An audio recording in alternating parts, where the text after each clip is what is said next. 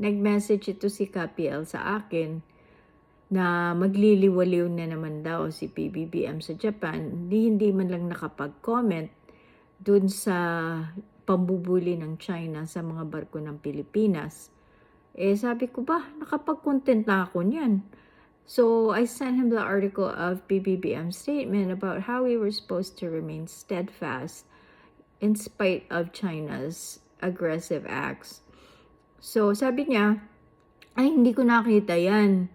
Hindi ko na sana nasabi yung mga nasabi ko sa live. So, ito yung message ko for KPL. Utol, basa-basa din ng newspaper pag may time.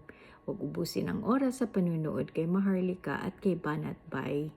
Nakakabobo daw yan. Di umano. Love you, Utol. Kiatay ka.